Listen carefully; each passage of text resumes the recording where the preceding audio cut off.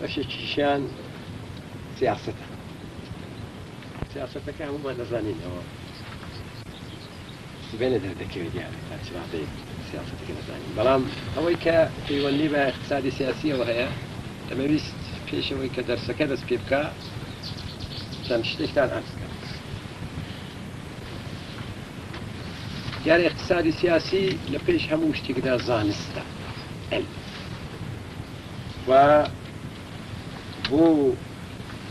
فێربوونی هەموو علمێک دەبێ ئامادەیی هەبێ ئەو اقتصادی سیاسیە کە بۆ منیان داناوە لێرە ئاستان بکەم لە دانیشگا ئێمە بە 3 ساڵان تەواومان دەکەین لێرە 6 ساعت یان بۆ داناو کە لە ماوەی 6 ساعتاندا دەرسی 3 ساڵەی اقتصادی سیاسی خلاص بکەین دیارە بۆ خۆتان قبول دەکەن کە ئەوە چین نییە کەەوە بۆ ئێمە دەبێت شێوەی دەرسەکەمان بگۆڕین ئەوەندە بڵێن کە دەکرێت لەو ماوەیەدا ناچا زیاتر باسی شتی گشتی دەکەین کە مەفهومتریش بێت یەک هۆی دیکەش هەیە دیارەوە ئەی ژەوەیە کە بێگومان چونکە ئەوە کلاسێکی سیاسیە حزبی دموکراتە کلاسێک نییە کە مەسەلەن بڵێن کلاسی دووی دانیشکدەی فەنی بێ کە سەتحی تێگەیشتن و زانینیان تقریبەن وەک یەکە لێرە ئیوا هەیە دیپلۆمی هەیە یا زیاترە ئیواش هەیە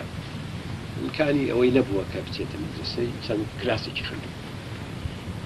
ئیوا هەیە کە مطالعەی زۆرە ئیواش هەیە کە مطالعەی هەر یان نەبووە یان کەم بووە کەوا بوو سەتحەکەش ناهەمگوونە وەک یەک نییە ئەوەش ڕێگا نادا کە دەرسەکە بەو شێوەیە کە پێویستە بوت مەبەستی مە لەو دەرسە چییە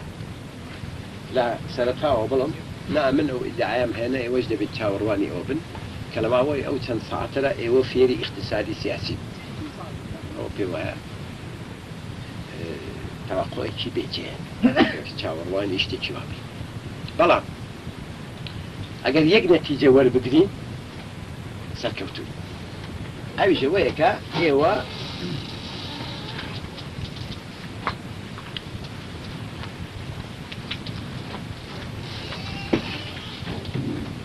حسی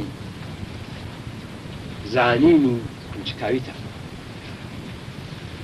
تحریک بکرێت و پاش کلاسەکە بە دوای ئەوە بکەون کە بزانن اقتصادی سیاسی چی دەست پێ بکەن بە قوتار ئەگە ئەوەندە سەرکەوتوو بێ بۆ خۆی باش دەنا بە ڕۆژێک یا بە چەند ساعتان یارە اقتصادی سیاسی فێدا هەموو کە لە دانیشگا دەرسیم دەکرد هەر کەس درەنگ هاتبە نەمدەیش بێتە ژوورێ داوا هیوادارم کە لە دەرسەکانی دیکەرا کەس درەنگ نێتە ژوورێ ئەوڕۆ لە سبومبێلیشدا کە دەهاتین داستانێکیشم گێرا لەو بارەوە بۆ 3 نەفەر لە هاوڕێیان کە لەگەڵم لە کلاسەکەدا لەبەرەوە باشترەوە یەکە سەر وەخت کەوا بۆ ئێمە خلاصە دەکەمەوە اقتصادی سیاسی هەمووی ناتوانین باس بکەین اقتصادی سیاسی هەمووی ناتوانین فێر بین بەڵام کولیاتی اقتصادی سیاسی فێر دەبین هەر نەبێ بزانین اقتصادی سیاسی چییە باسی چ دەکەین دووهەمیش وەزعێکی وا پێک دێنین کە لەمە دوا بۆ خۆمان پێمان خۆش بێت و دوای کەوین و بزانین اقتصادی سیاسی چییە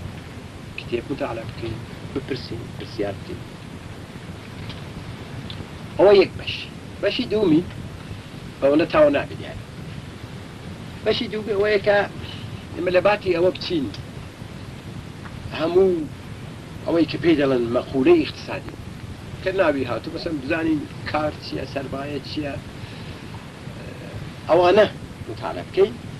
لە باتی ئەوە ئێمە شتێکی کەش دەکەین چونکە ئەوانەمان پێ مطالعە ناکرێت، 1 وەختەکە تەکە. ئێمە دەتوانین 4 لواقعدا باسی ئەوە بکەین کە ئەو شتەی کە لەباری اقتصادیەوە بە کارمان دێ لە کاری سیاسیمان ئەوەیە کە هەر نەبێ باسی زۆر کورت دیارە باسی ئەوە بکەین کە کۆمەڵی ئادەمیزات چۆن تەکاملی کردو ئەوە زۆر کورت بگەینە سەرمایەداری باسی ئەوە بکەین کە سەرمایەداری چییە لەباری اقتصادیەوە ئەوە مهمە دەبێ بزانی چونکو ئێمە تەرەفین لەگەڵ دەیان وڵاتی سەرمایەداری و دەبێ بزانین کە لەباری اقتصادیەوە سەرمایەداری مانای چییە لە پاش سەرمایەداری دیارە سوسیالیزمە لەباری اقتصادیەوە پێویستە بزانین سوسیالیزم چییە و ئەگەر وڵاتەکانی سەرمایەداریمان باس کرد کە بەشێکی زۆری وڵاتانی دنیا وڵاتەکانی سوسیالیستیمان باس کرد کە ئەوانیش هەروە لەو نێوە ڕاستەرا هەندێ وڵات دەمێننەوە کە پێیان دەڵێن وڵاتانی جیهانی سێهەم دیارەوە بۆچی پێی دەڵێن جیهانی سێهەم کە نەدەبایە وا بکوترێ بە نەزەری من دەبایە بکوترێ جیهانی یەکەم کارم بەوە نییە باسی دەکەین بەڵام ئەو وڵاتانێ وەکو ئێرانی خۆمان و وەکو زۆر وڵاتی دیکە لێوێدا اقتصادەکە بە تەواوی سەرمایەداری نییە لە کوردستانی خۆمان بگرین دیارە سوسیالیستیش نییە باشە چییە ئەوەش باز دەکەین کەەوە بوو سێ شێوە تەولیدی بڵێن بەرهەمهێنانی ئابووری اقتصادی کە فەرقیان هەیە سەرمایەداری سوسیالیزم و ئەوەی کە پێدان اقتصادی تێکەڵاو لە هەموو بار ئەو سیانەش باس بکەین جا ئەگەر بتوانین لەو وەختە کەمەدا کە هەمانە هەموو ئەو شتانە باس بکەین پێی وایە سەرکەوتوین با بچینە سەر باسەکەمان باسەکەمان ئەوەیە کە ئێمە اقتصادی سیاسی مطالعه بکەین اقتصادی سیاسی کە دەڵێن هەموو زۆر کەس بیستوێتی بەڵام هەر لە سەرەتاوە پێم خۆشەکە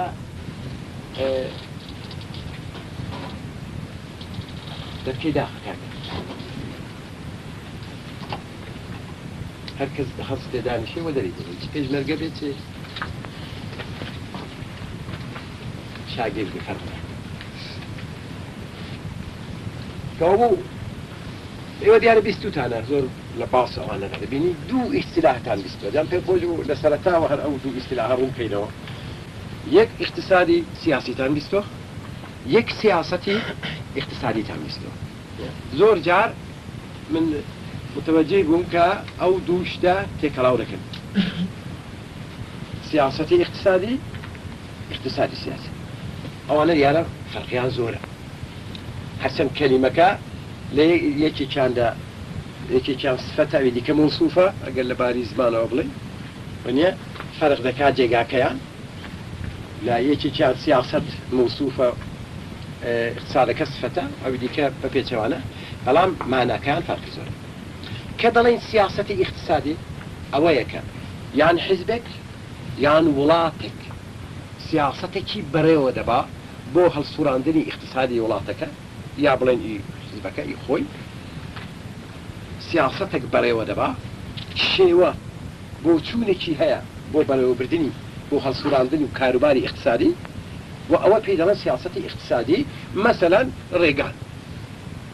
رئیس جمهوری ئەمریکا سیاسەتی ئەمریکا سیاسەتی اقتصادی ئەوەیە دەوڵەتی ئەمریکا میتێران رئیس جمهوری فەڕەنسا سیاسەتی اقتصادی ئەبەو شێوەیە کە فەرقی هەیە لەگەڵ ژیسکار دێستان کە پێشتر رئیس جمهور بوو ئەوە کەوە بوو یا مەسەلەن سیاسەتی اقتصادی شا ئەوە بوو کە فەرقی هەیە لەگەڵ سیاسەتی اقتصادی رژیمی خومینی کەوە بوو سیاسەتی اقتصادی ئەو شێوە هەڵسوڕاندنی اقتصادیەیە کە دەوڵەتێک یا بڵین حزبێک یا ئۆرگانێک بەرەوەی معمولاً باسی دەوڵەت دەکەین یا هەتا مەسەلەن شرکەتێکی گەورە شرکەتێکی نەوتی گەورە سیاسەتی اقتصادی تایبەتی خۆی ئەو سیاسەتی بەرەوەی بەڵام کە کوتمان اقتصادی سیاسی وەزەکە فەرق دەکات اقتصاد سیاسی علمە سیاسەتێک نییە کە یەکێک بەرەوەی اقتصادی سیاسی یعنی علمی اقتصاد بۆ اقتصادی سیاسی پێدەڵان ئەوە دیارە لە بۆچوونی ئەو کەسانە کە ئەساسی اقتصادی سیاسیان دانەوە لە قەرنی 19ەوە ئەوانەی ئینگلیستانی بە تایبەتی مهم نییە ناوەکانیان لێمانە بزانین خۆش بۆ خۆی مەجبور دەبم بچم زانین کێ بوو بەڵام ئیدی لە ئاخری قەرنی بڵین هەژدا سەرەتای قەرنی 19ەوە و بە تایبەتی لە نێوڕاستی قەرنی 19 لە 100 ساڵەوەی پێشەوە هەتا ئێستا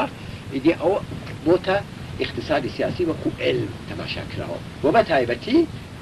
پاش نووسینی کتێبی هەرە گەورە و هەرە مەشهوری مارکس کە ڕزانن ناوی سەرمایە بوو کەوا بۆ اقتصادی سیاسی علمێکە کە باسی اقتصاد دەکات بەڵام ئایا ئەو اقتصادی سیاسیە باسی هەموو اقتصاد دەکات جزئیاتی اقتصاد دەکات فەرقی چییە لەگەڵ علمەکانی دیکەی اقتصادی مەسەلەن فەرز دەکەین ئێمە اقتصادی سەنعەتیشمان هەیە دەڵام من مەسەلەن اقتصادی سەنعەتی بخوێندووە دەڵام من اقتصادی زراعەتی بخوێندووە 20 اقتصادی زراعەتیم تەواو کردووە ئاوی دیکە دەڵێ مەسەلەن من بەرنامەریزیم خلاص کردووە بەرنامەریزی اقتصادیم خلاص کردووە کەوا بوو یەک نییە فەرقیان باشە کەوا بوو اقتصادی سیاسی نسبەت بە علمەکانی دیکەی اقتصاد چییە نسبەت بە علمەکانی دیکەی اقتصاد ئەوەیەکە لە هەمومان گشتیترە لە هەمووان گشتیترە و قانونەکانی گشتی اقتصاد مطالعە دەکەن قانونەکانی گشتی اقتصاد مطالعە دەکەن کاری بە جزئیات نییە مەسەلەن فەرز بکەین لە زراعەتدا وەزعی اقتصادی چۆن دەبێت جزئیاتی ئەوە کاری اقتصادی سیاسی نییە اقتصادی سیاسی قانونی کولیەکان مطالعە دەکەن تکراری دەکەم وای اقتصادی سیاسی علمە و علمەکە کە کاری بە قانونەکانی گشتی پەرە ئەستاندنی کۆمەڵە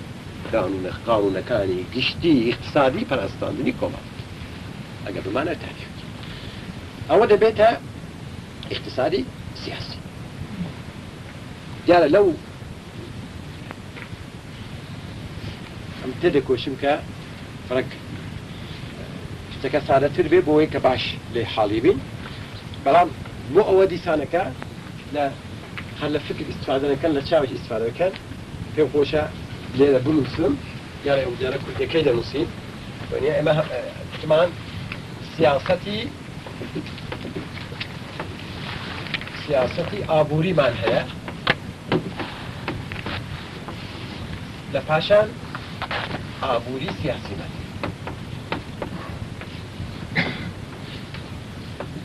ئەوەیان سیاسەتێکە کە دەوڵەتێک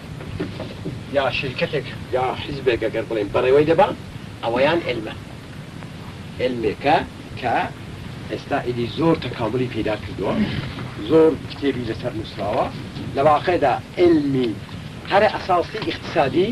لە هەموو وڵاتەکانی لە هەموو دانشگاکاندا کاکە بابێ ئەو جارە بابێن لە پاشەوەی لەگەر شاگرد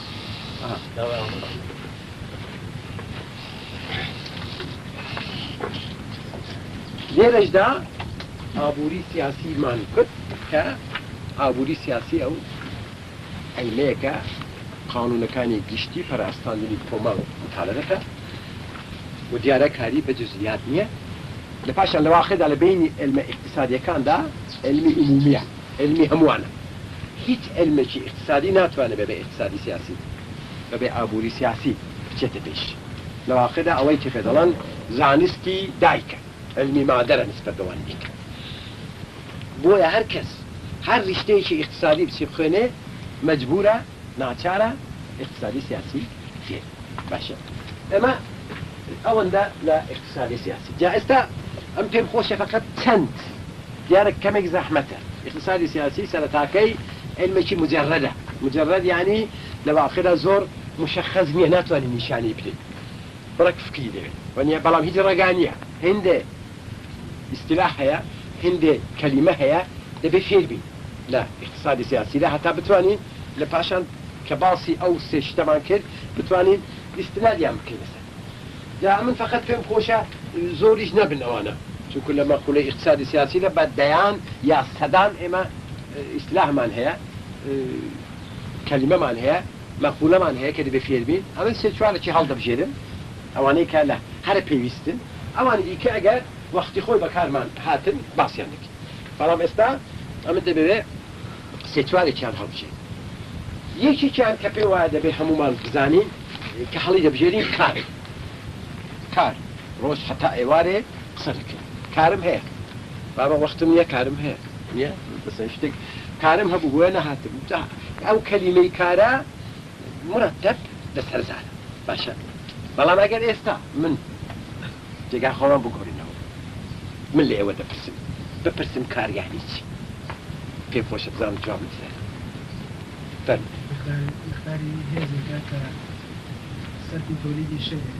باشە ئێستا من دانیشتوم مەسەلەن نامە دەنووسم وەنیە تو هیچ شتەوری ناکەم کارم کردووە یان نەم کردووە ئەگە قابل مەصرف نەبوو کار نییە لەجازت وجداوم باش فەرمووی حاڵی بوو بەڵام ئەگەر نەبوو چی یعنی فەرز دەکەین ئێستا من هاتووم ئەوە مامۆستام لە خیاڵی خۆشمدا پێ وایە ئێستا کار دەکەم ئێستا کە دەرس دەڵم پێ وایە کار هیچ بەرهەمیشی نییە لە تەوریدا کارم کردووە یان نەم کردووە کردوومە بەڵام دیارە دابەشکەوە بوو کار یەک شێوەی نییە زۆرە وەنیە زۆر کار ئەوە دەبێت ئێستا ڕوونکەینەوە باشە کار بەگشتی چییە لە واقعدا بەگشتێک دەمانەوێ بڵێن ئەوەیە کە پەیوەندی ئینسان یا لەگەڵ ئینسانەکانی دیکە یا لەگەڵ تەبیعەت دیاری دەکەن یا من لە تەبیعەتدا شتێک دەکەم مەسەڵەن لەوە دارێک دەبڕم میوەیەک دێنم یا هەرچی بڵێن لە ئەوڵ لە سەرەتای بەشەریەتەوە بگرین یا لەگەڵ ئینسانەکان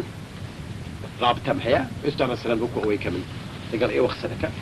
پێی دەڵێن کار جاوە بەگشتی ئەوە تعریفی بەڵام دیارە ئێمە کارمان دابەش کردووە ئەوی کە بۆ ئێمە موهیمە نامانەوێت زۆر لەسەری بڕۆین چونکو ئەوەختە ناکەین دەمانەوێت بەشی بکەین بە دوو بەش کارەکە کارێک کە بەرهەمی هەیە کارێک کە بەرهەمی نییە بەرهەم نە بەرهەمی لە واقعدا بەرهەمی مادی مەبەستمە مەسەڵەن فەرزکەین ئێستا یەکێک دەچێت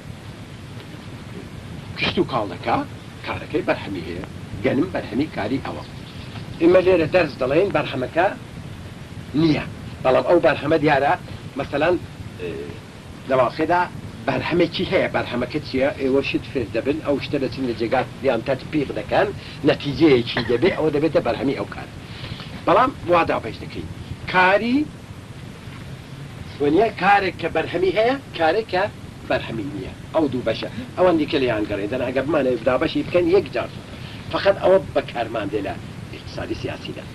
بەرهەمی هەیە بۆ بەرهەمی دەتوانین هەر کارێکی ئێستا بڵین دەتوانین بڵین ئەوەیە یا ئەویدیکەیە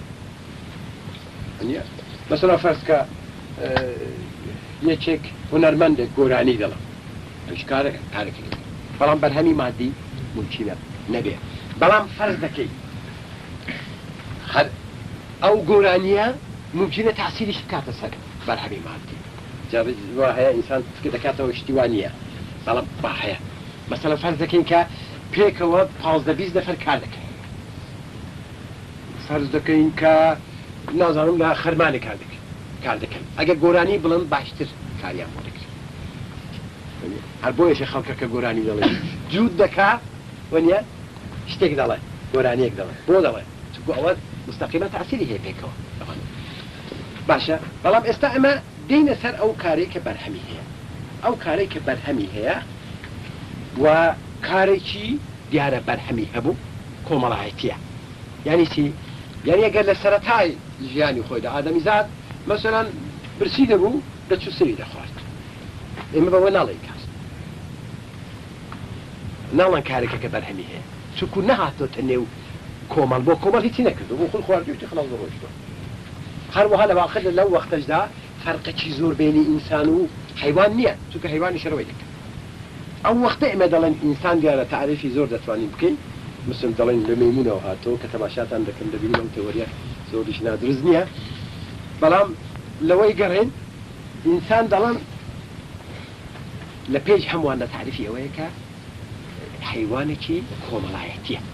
اجتماعیت یعنی چی یعنی ئەوەی کە ئەو بەرهەمەی کە هەیەتی بۆ اجتماع ئەگەر ئەو چەند کەسە کە دەچن میوە دەخۆ بۆ خۆیان بەپێیدا دەبنە یەک نەفەرە دەبێتە 15 کەس ئەوە ئیشتی ئیجتیماعی بەشەر ئاوا دەست پێ دەکات دەبێتە 100 کەس دەبێتە نازانم چەندین 100 کەس مهم نییەوە ئەگەر ئەوانە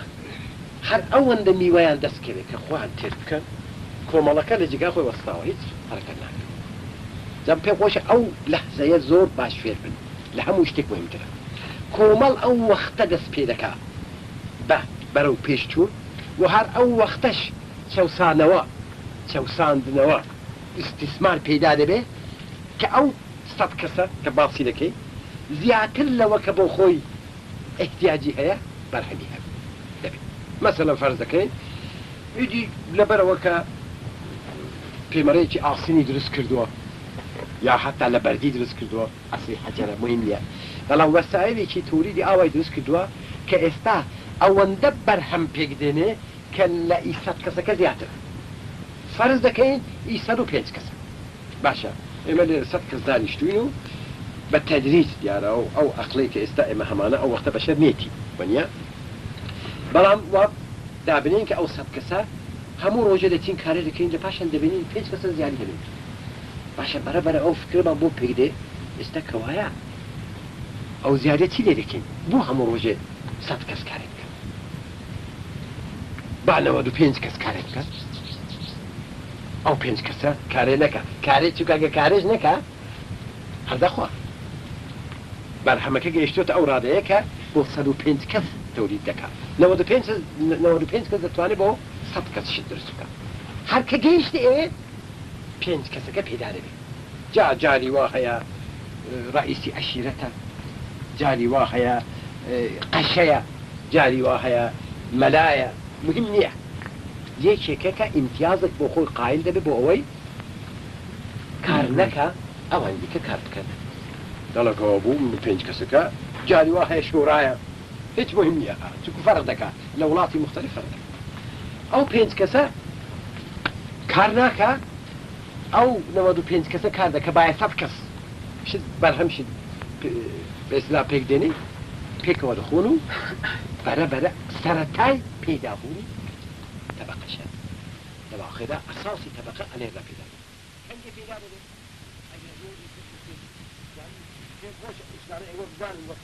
ئەندامانی حیزبی دموکرات چونکە بەداخەوە دەڵام بەداخەوە مهم نییە ئەوانەی کە زۆر ئیدعایان هەیە لەباری مبارزەی تەبەقاتی و نازانم چینی کرێکار و کە بۆ خۆتان نەزانن هەر لەو دۆڵە 5-6 حیزبی چینی کرێکاری لێیە ئەوانە لیان بپرسن کە باشە تەبەقە کەنجێ پێگەهات ئەساسی پێکهاتنی چی بوو بڕوان پێ بکەن ناو تەبەقە ئەو وەختە پێک دێ کە ئینسان ئەوەندە بەرهەم می زۆر دەبێت کە لە احتیاجی ئەو وەختەی خۆی زیاترە ممکن ئەگە ئێستا کەمتر بەڵام ئیا وەختەی زیاترە کە زیاتر بوو تەبیعیە هەندێک کەس دەڵێ باشێ من بۆ کار بکەین کێنەوانە ئەوە ئیدی یا مەلاکەیە یا قەشەیە یا دوعاخانەیە هەرچیە ئەوەی زمانی کۆن دیارەوەی کە باڵ دەکەن چەندین سەد هەزار ساڵەوە پێشە بەرەبەرە ئەوە تەبەقە دەست پێ دەکەنە پێکهاتی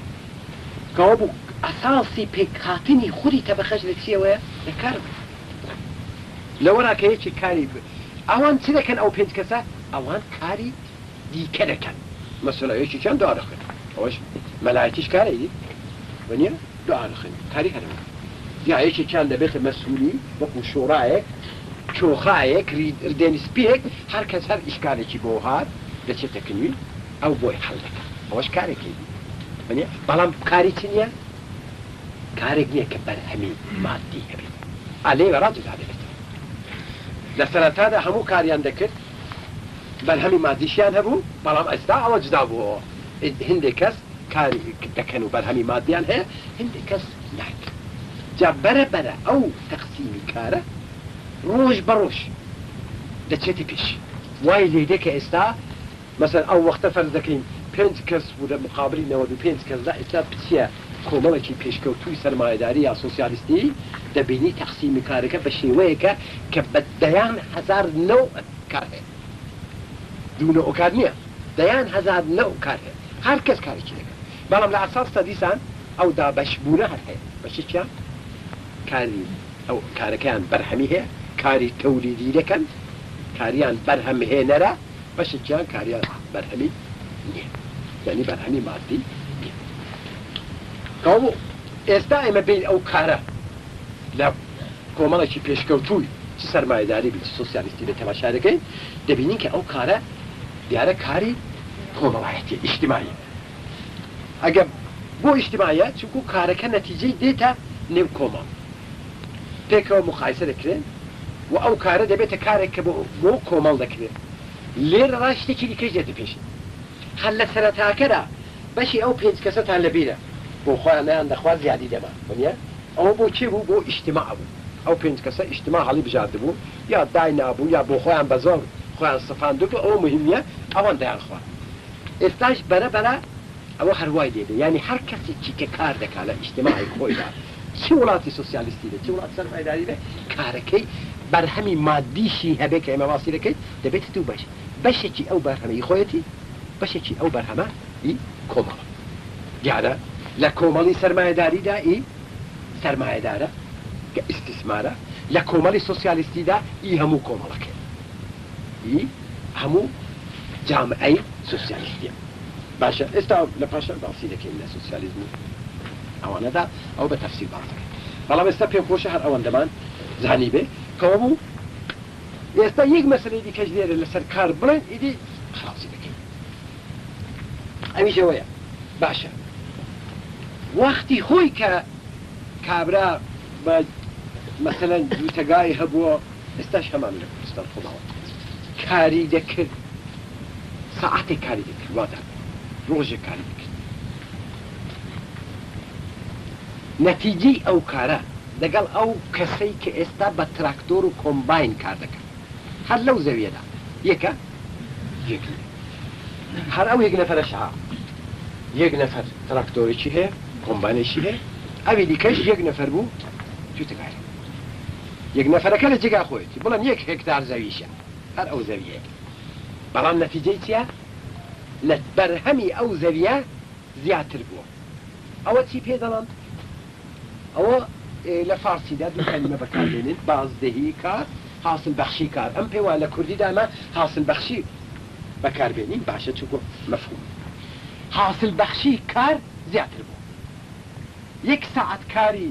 ئێستا مقابلی 10 ساعت 20 ساعت یا 100 ساعت کاری جاران کەوا بۆ حاصل بەخشی کار چییە حاصل بەخشی کارەوەیە کە من بەرهەمەکە هەڵگرم تەقسیمی ساعتی کار بکەم هەرچی زیاتر بوو ئەوە حاصل بەخشیەکەی بەرزتر ئەگەر بە یەک ساعت جاران 1 کیلۆگرمم دەست دەکەوت ئێستا بە ساعتێک 10 کیلۆم دەست دەکەوێت مانای ئەوەیە 10 جار حاصل بەخشی چۆتە سەر دەبینین کە زۆر زەحمەتیش دێتێگەشتێکی ئاسان ئەوە حاصل بەخشی کار ئەوە بە نظری ئێمە شتێکی مهمە لە واقعدا تەواوی کۆمەڵی بەشەر لەباری اقتصادیەوە لە ڕۆژی ئەوڵە و هەتا ئێستا لەسەر ئەو کەلیمەیە ئەو ئیستیلاحدانراوە تەواوی هەدەفی ئەوەیە کە حاصل بەخشی بباتە سەر یعنی بە کارێکی کەمتر بەرهەمێکی زیاتری دەستکرد لە هەر جێگایەک ئەوە زیاتر بوو پێشکەوتوتر ئێستا بزان باشە ئەگەر لە ئێوە بپرسن ئێستا لەباری سەنعەتیەوە پێشکەوتوترین وڵاتی دنیا کوێیە دەڵێن چی ئەمریکا بۆ چونکە حاصل بەخشی لەوانجێکە بەرز دیارە خەڵکی سادە وەک ئێمە نییە خۆ ئێمە ئێستا اقتصاد زانین لێدی لەوڕەوە وەنیە ئەمەدی علمی اقتصاد دەزانین خەڵکی سادە دەڕۆنەوە تەیارەی باش دروست دەکا و نازانم مەسەلەن بۆمبی ئاتۆمی هەیە ممکن ئاوا جواب بداتەوە بەڵام ئێمە وا جواب نادەینەوە ئێمە کە ئێستا اقتصاد زانین دەڵێن چونکە حاصل بەخشیەکە بەرزتر ئەمریکا حاصل بەخشی مەسەلەن لە سوێد بەرزترە سوێد لە ئەڵمانی غەربی بەرزترە ئەڵمانی غەربی مەسەلەن لە یۆنان بەرزترە یۆنان لە ئێران بەرزترە هەروە هەر دێ خوارێ دەچی ئەوە ئەگەر تەماشای مەسەلەن ئامارێکی سازمانی ملەلی متحد بکەین نەتەوە یەکگرتوەکان بۆمان دەردەکەوێت کە چ وڵاتێک بڵین پێشکەوتوترە وە چ وڵاتێک کەمتر پێشکەوت باشە بەڵام ئەو حاصل بەخشی کارە ئەوە چۆن ئێمە بە قەولی کوردی خۆمان نەغدی کەین و بزانین چۆنی حسێب بکەین یعنی وابێ کە بتوانین حسێب بکەین وەنیە چۆن ئاخر ئەو کارە خۆ من ناتوانم مێترم نییە بچم کارەکە ئەندازە بگرم کە ئەوەندەی داوە ئەوەندەی نەداوە بمێ یارێکم بەدەستەوە هەبێ وصولا استعمل هرشتكم هبه بيبه من بازاره دبي معياركم هبه كأو معياره بمن نشان بداك أو اشتو مكي من ارزشي هي يعني دبي اشتك هبه كمعادلة شي قشتي به وقت آذينا نشان بدا كأو اشتك من هنا ومتى أو كارا أو اشتو مكاتي هنا ومتى أو برهما أو باي تنده باي بمعنى ارزش يعني او اصطلاحات كردية كجي خوي قرتو باي بمعنى ارزشي فارسي باي تنده او چی او میاره پول دیاره پولش هلی ورا هپکاتو در اولا کی داستانه کی دزانن چون بودی و دا نازانم شیری دا و دا پیر و داستانه هم بیستو جاران وابو مثلا دگود امن فلان شتیم دوی من دچوبه بازار دم گود امن پیمره کم دوی کابراش گنمی دویست باشه دچوبه لای او کابرای دم گود پیمرم دوی دگود اخر گنمم ده مش گرمم پی نبود لوکم پی بود لوک کم دبرده لای او کسا که گرمی پی بود دم گول لوک ددمه گرم کم ده دتم گرم کی ددم پی مرکه ورده باشه صاحبی گرم که من دچوم لوکم دای دبرم لوکم نه اما بزلکم باشه جامر رقم سیده بود دبایم چی لپیش دب بزنی چی پیدا کن بزنک بدم به صاحبی گرم که ونیا بیدم بر پاشا لوکه که ور بگیرم با صاحبی پیمانه که لیورا پیمانه که ور دیاره او حتی او وقته که آلوگور زور کم بو اشتکی زور زحمت نبو استاش هلا کردواری ده ماو مثلا کم ماو بلام جاران زوری شبو مثلا تری ده هنا بو دیکی دیگوت تری و گنم سر بسر کیلو یک تری لمقابل کیلو گنم نه سر بسر ده هم گل او به نظری من اشتکی هر پاج ماوی ای وقتی باشه برام استا دبینی به میلیون حتی به میلیارد آلوگور خو نکره کبرای کچه او همو کلمه دجیفانی که مثلا بیبا بیدا او همو پیمره و هر نکره عملیه کابو شته چندی توا بنا که ایدی اول نبی من که اول برد هر شتومک به معنی کالا هر شتومک و برچاو کود بیدمه بمداد ونیا او پولی دارو دیار بوی که پولش بیت پول اولا کی اساسا کی لزیر و هاتو چونکو ازشی تایبتی خود اولش اگر وقت آنها بو مطالب کن بوتی لبینی هموان دا زیر بوت پول او خوی داستان چی رو چی زور خوشی لباری علمی و حالا مهمو برخو دا وقت من نیه باقی کی باشه دا اون پولا که او بو پیدران معادلی گشتی یعنی لمقابلی هموش تقدر ایدی پیویز نکه تو که گلمت هیا استجا او جراء من آواده عمل ديما بازاره مثلا لو كم هي دبي بيمريب ونيا يجي لو ككد كم دايبم تلكم لو ككد دايبم ديفروشم طولي وردقلب بطولي لتم هل تشتكي كشم بيبي دايبم بطول كمعادل يجشتيا بواسطة بوليس دسم اشتديك ذكر فهو أوج بوخوي لا مرحلة يجي معيني para استاندري كمال دا بينا دبي اولا كي نيه حتى لما مثلا زور كمال يوامان هيدا بني سري قايان دانا وكوبو ها يا مثلا لاقي حيوان ياندانا وكو بودا بشيرن جارة سرتاكاي ممكنة طرف نباشن ك ولاتك دچيت بيشي آلو دور زيارتك دبي او ناكده كمثلا من 5 كاميون سري مانغام في بيبسم مثلا اشتي في فكر او عملية برا بول حتى او بولاش استبو خوي توشي شيشب ولا باشا شوك اولا كي زيره اولا امريان زوره مثلا بك كاملين جنازه لبيري انا ك مثلا بولي زي هبو بولي كاغز نبو ولا حتى استولاتي وهاي هشتا بولي كاغز بتلاوي لي جيغا خوي نگرتو مثلا زور كذهبون حتى مثلا ب6 سال وبيش ايمانيا ببولي كاغز نبو وريان ندك هلو كردستان يقول امن اوم دو يا زين دو يا زين دو باشا كاوبو وقتك نبو بولي كاغز باشا بو بولي كاغز كيكا عايز ارسل شنكو معاملك اوان دقوله بو لولاتي بتايبتي سرمایه داری جا کابرای سرمایه دار ده دو باید 2 میلیون دلار گرفته باشه 2 میلیون دلار اگر دجیلفانی بینه بعض زیریش به او دمه چندین کامیون اگر خوی بینه اوش نه برا لو اخذها كنت يا بابا اويلا بانك تادني لجيغاي بول كاغز بول كاغز لە جێگای ئەوەی دانەکە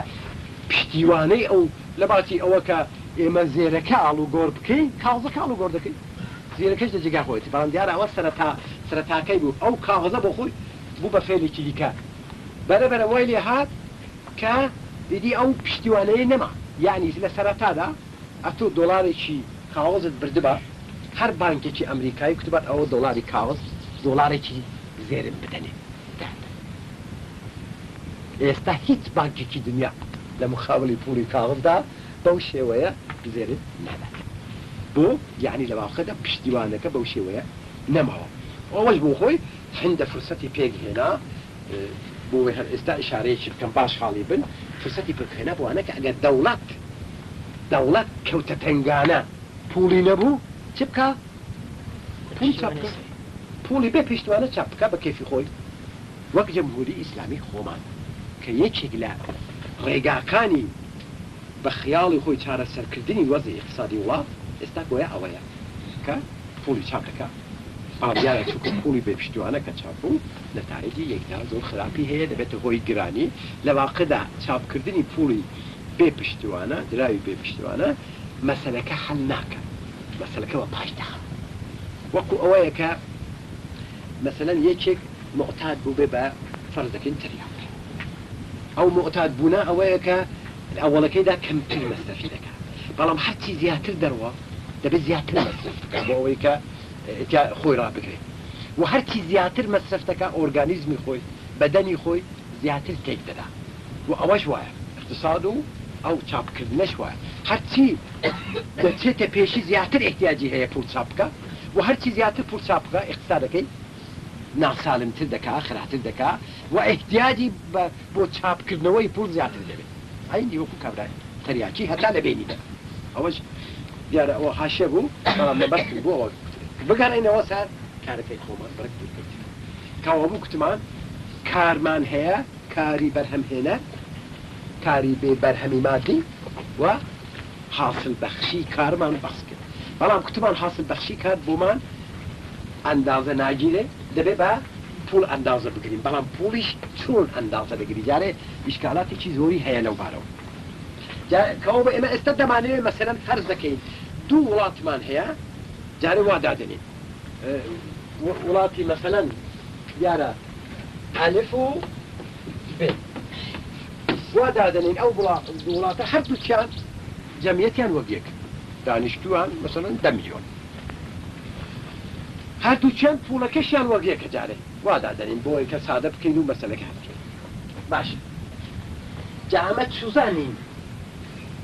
ئەو وڵاتە پێشکەوتووترە لەبارەی ئیقتصادیە یا ئەوی دیکە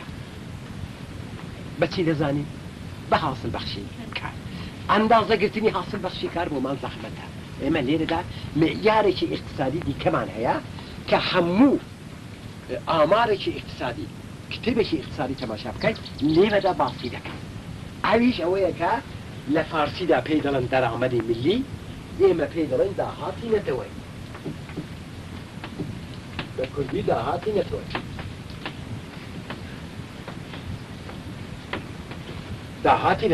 داهاتی نەتەوەی چییە؟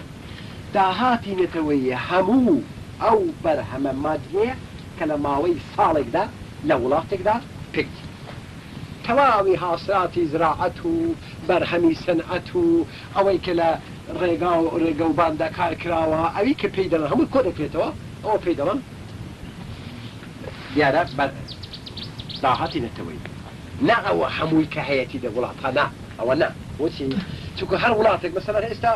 ئێران ببینید ئێران ئێستا مقدارێکی زۆر کارخانەیە مقدارێکی زۆر